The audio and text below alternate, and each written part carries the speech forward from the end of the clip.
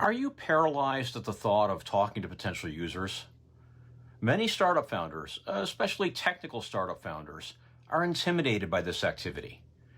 But as I've said before, being a startup founder is partially about identifying and addressing risk. And the biggest of these risks is validating that there's a need or a market for the product that you're planning to build.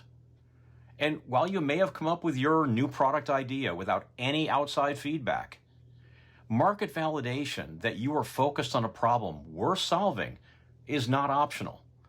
You need to do at least a little well thought out customer discovery before you run off and start building your product.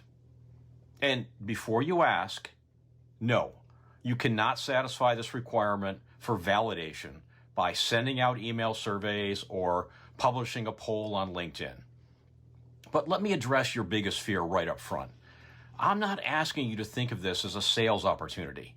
Ideally, you're not talking about your product at all.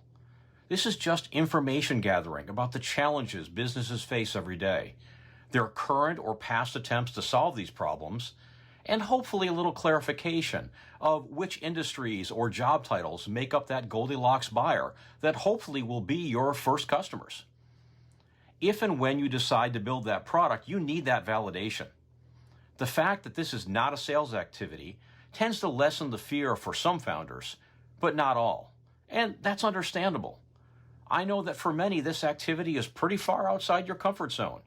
And as a certified ambivert myself, it takes a concerted effort to get out there, schedule the coffee meetings, come up with a list of questions that will help you clarify that you're focused on a chronic business problem and a scalable product idea that will satisfy market demand.